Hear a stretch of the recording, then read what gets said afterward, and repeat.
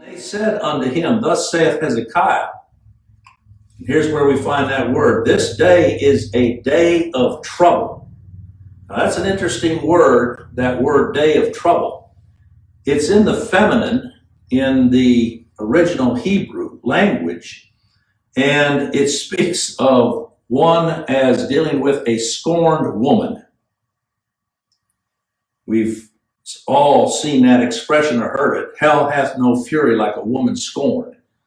This is how this situation is described, that this enemy that the Lord had raised up to come against Hezekiah and against the people was as a scorned woman who would not be satisfied until vengeance was found. We've even read books or seen movies about this, and it never ends well.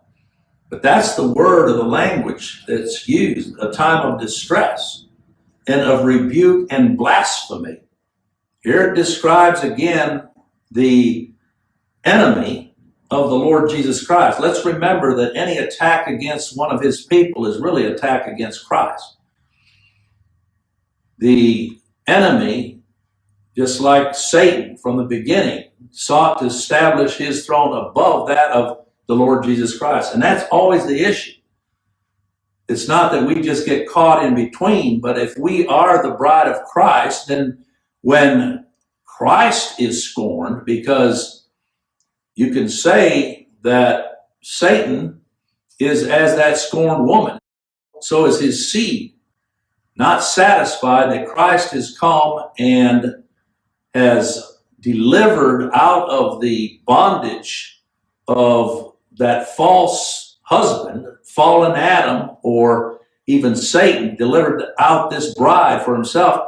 That enemy is as a scorned woman. Because God is so purposed there at the end of verse 10, unto him shall the gathering of the people be. The whole purpose of God's eternal grace and his covenant of grace was the glorifying of his Son, but the saving of a people. And so unto him shall the gathering of the people be. Through his cross, through his coming to this earth and fulfilling all law and righteousness, God has worked out that redemption necessary for the salvation of that people.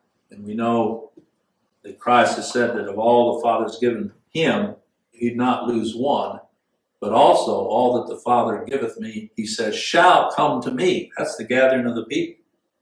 By his Spirit, as the gospel's preached, he's gathering unto Christ everyone for whom he paid the debt. What glorious good news that is. It's all the foundation of all true gospel preaching. It's founded on who God is and how he manifests his glory through his attributes. Here it says that he is jealous, and the Lord revengeth and is furious. The Lord will take vengeance on his adversaries, and he reserveth wrath for his enemies. These are terms that our generation doesn't even know concerning God. In fact, when you read this, a lot will say, well, that's just the Old Testament God. Well, God hasn't changed. The only reason why he has not poured out his wrath even on our nation is his forbearance. And secondly, because he has that remnant that he gave to his Son, the Lord Jesus Christ, and Christ came and redeemed. Otherwise, we as a nation here in the United States are no better than this nation of the Assyrians.